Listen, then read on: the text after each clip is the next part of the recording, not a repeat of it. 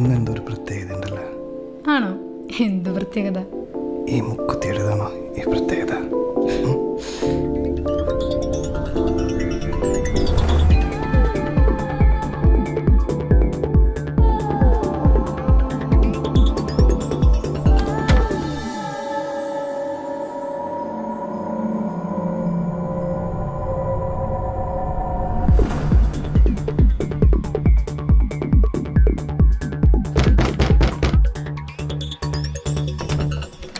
എന്താടാ മയിരേ, തിന്നു തുടങ്ങിയ ടൈം ആവുമ്പോ വിളിക്കാടാ.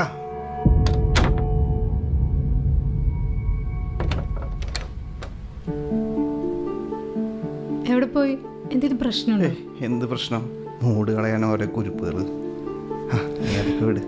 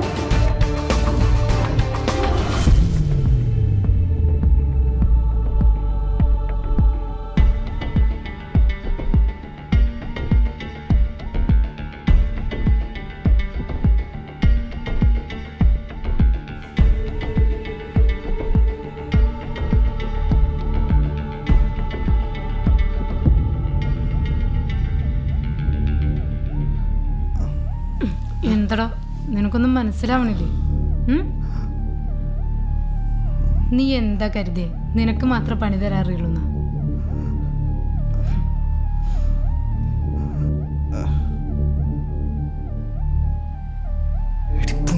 മോളെ, എനിക്കിട്ട് പണി തന്നിട്ട് നിനക്കിവിടെ സ്വസ്ഥമായിട്ട് ജീവിക്കാൻ പറ്റും തോന്നുന്നുണ്ടോ? നീ ആരെ കണ്ടിട്ട് തുള്ളണത്? നിന്റെ കൂടെ ഉള്ളവര്. തിരിഞ്ഞു നോക്കടാ.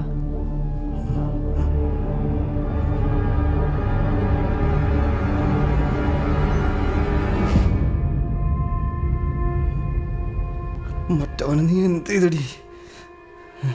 എന്താടാ, നിനക്കിവിടെ നടന്നൊന്നും മനസ്സിലാവണില്ല അല്ലേ? നിന്നെ ലോക്കാക്കാൻ വേണ്ടിയിട്ട് ഞങ്ങൾ എഴുതിയൊരു സ്ക്രിപ്റ്റ് നീ നന്നായിട്ട് അഭിനയിച്ചു. വിനോദനെ നിനക്ക് കാണണ്ടേ? അവൻ്റെ പേര് നിനക്കങ്ങനെ അറിയാടി? അവനെൻ്റെ കസിനാടാ. അത് ഇതുവരെ നിനക്ക് മനസ്സിലായില്ല അല്ലേ? എവിടെയാടി പൊന്നാരമോൻ? വിനോദ്,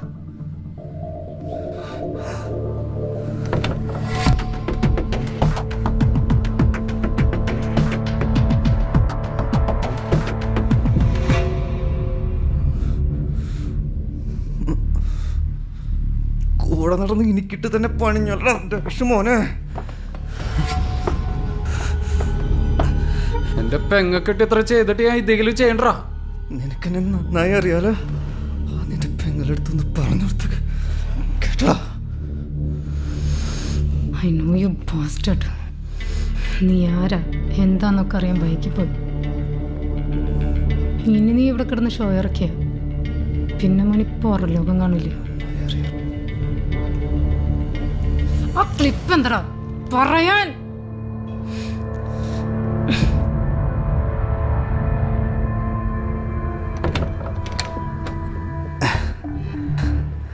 നീ എന്താ കരുതിയേ? നിൻ്റെ ഈ പെർഫോമൻസ് കണ്ട് ഞാൻ പേടിച്ചെന്നോ? ധൈര്യം ഉണ്ടെങ്കിൽ നീ ഒന്ന് ചെയ്ത് കാണിക്ക്. പിന്നെ നീ എന്താ ചോദിച്ചേ? ക്ലിപ്പാ?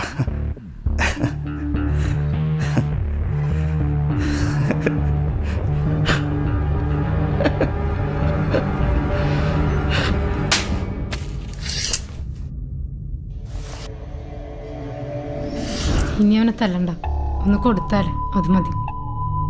എന്ത് ഇവൻ ഇത്ര അധികം ചെയ്തിട്ട് ഇവനൊന്നും ചെയ്യണ്ടെന്നോ?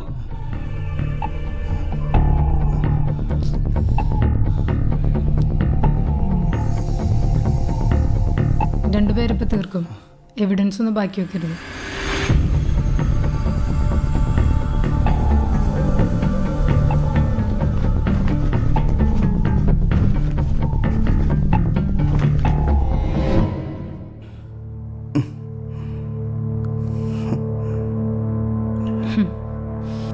നിനക്കിപ്പോഴൊന്നും മനസ്സിലായില്ല അല്ലേ? നിനക്ക് വേണ്ടതേ ശരീരം മാത്രം. ഉള്ളിൽ തരിയെങ്കിലും സ്നേഹം ഉണ്ടായിരുന്നെങ്കിലേ നിനക്കെന്നെ മനസ്സിലായേനെ. ഇനി അതെന്തായാലും നീ അറിയണം. മരിക്കുന്നതിന് മുൻപ് അതെല്ലാം നീ അറിയണം.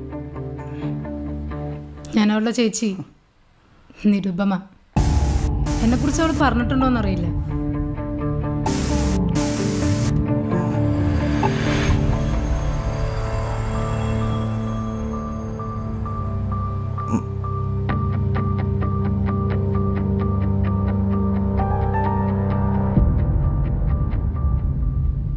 അവളെ ഞാൻ കുറച്ച് നാൾ വെറുതെ വിട്ടു.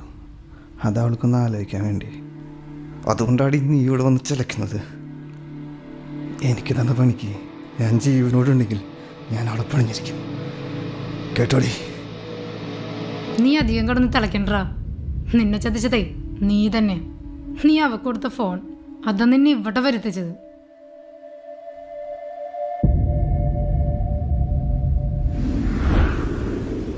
അവളുടെ ആത്മഹത്യ ശ്രമം അറിയുന്ന ഞാൻ ചെന്നൈയിലെ ഹോസ്പിറ്റലിൽ നിന്ന് ലീവിന് നാട്ടിലെത്തി. ആദ്യം അവളുടെ അടുത്ത് പോയി കാര്യം തിരക്കി.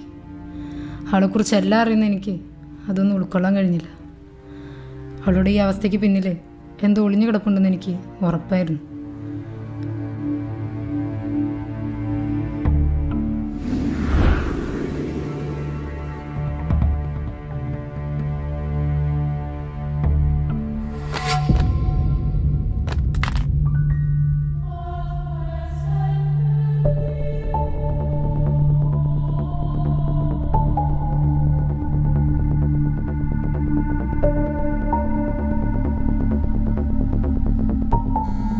അങ്ങനെയാണ് എനിക്ക് നിൻ്റെ ഫോൺ കിട്ടുന്നത്.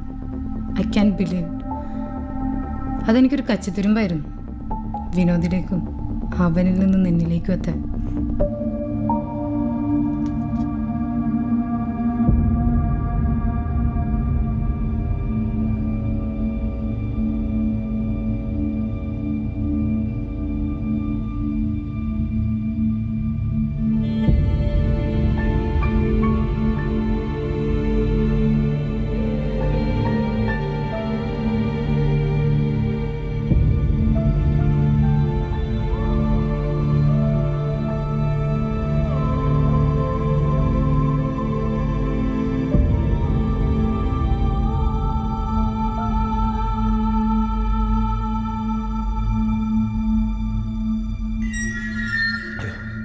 നിനക്ക് ഓർമ്മയുണ്ടാ നിന്റെ ഗ്യാങ്ങിലേക്ക് ഞാൻ ആദ്യമായിട്ട് വന്ന ദിവസം?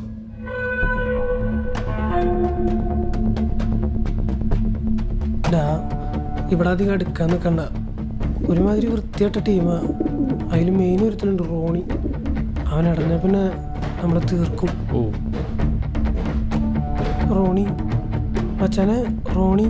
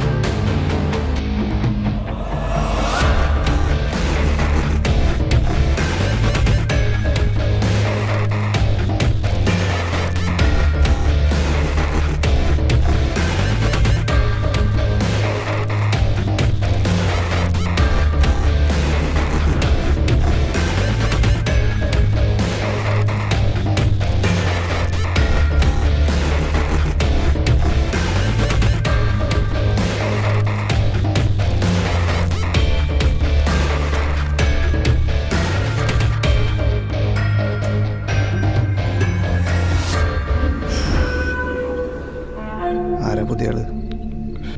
റോണി ഇത് വിനോദ്. വിനോദ് റോണി. എന്തായാലും വന്നാലേ വാ കമ്പനി അടിച്ചിട്ട് വാ. അച്ഛനൊരു പാക്കറ്റ് കിട്ടെ. അടുത്തോ? അച്ഛനോ? എനിക്ക് ബിയർ മതി. എന്നാ ബീറടി.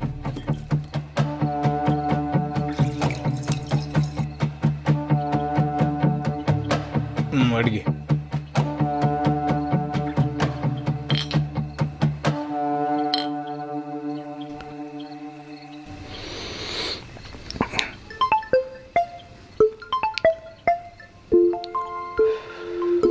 ഹലോ,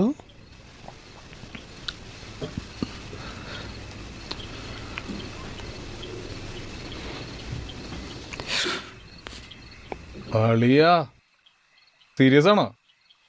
കിട്ടോ? എന്താ വേണ എനിക്ക്? നോക്കിടാ.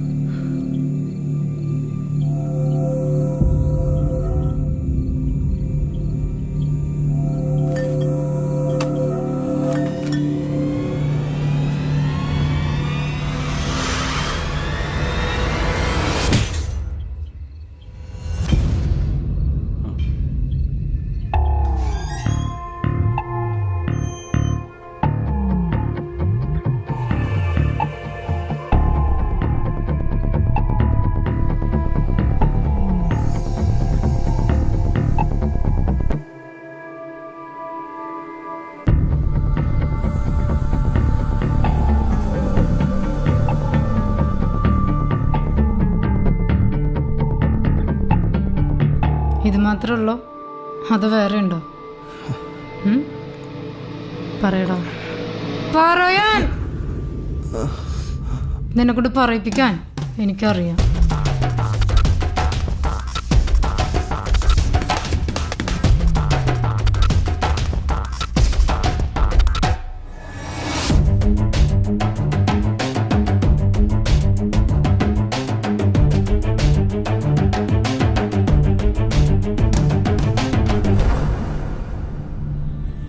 ഞാനിവിടെ വരാൻ കാരണം നീയല്ലേ?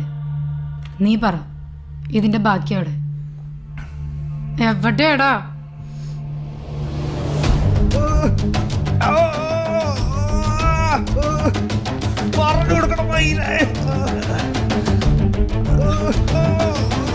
ഇനി വേറൊന്നുമില്ലടി.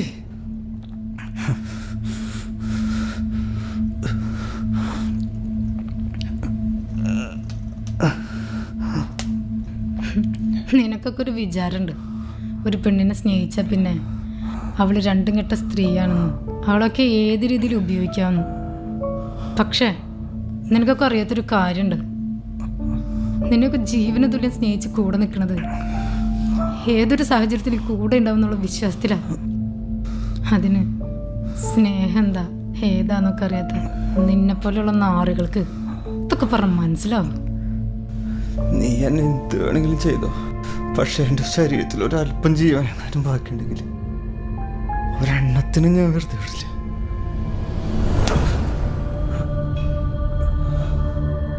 ഈ മരുന്ന് നിന്റെ ശരീരത്തിൽ എത്തിക്കഴിഞ്ഞാൽ പിന്നെ നഷ്ടപ്പെട്ട യൗവനം തിരിച്ചു കിട്ടാൻ നീ കൊതിക്കും. നിന്റെ ശരീരത്തിലെ മനസ്സിലെ അഴുക്കൊക്കെ നിന്നെ വിട്ട് പോയിട്ടുണ്ടാവും. നീ ചെയ്തു കൂട്ടിയ ഓരോരോ പാപങ്ങളും നിന്റെ ഉള്ളിൽ കുറ്റബോധമായിട്ട് അവശേഷിക്കും. അതിനൊക്കെ പ്രായച്ചിത്തം ചെയ്യാൻ നിന്റെ മനസ്സ് വിതുമ്പും.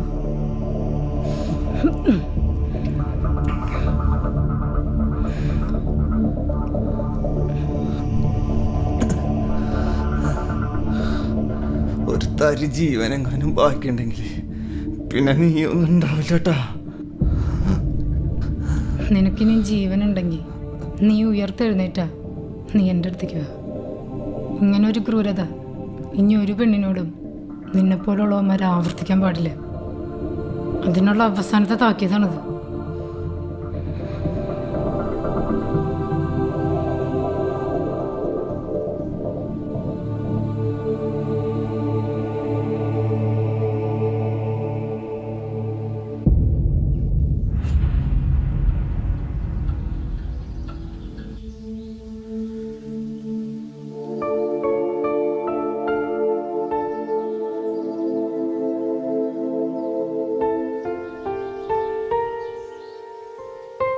അല്ല നിന്റെ അനീതി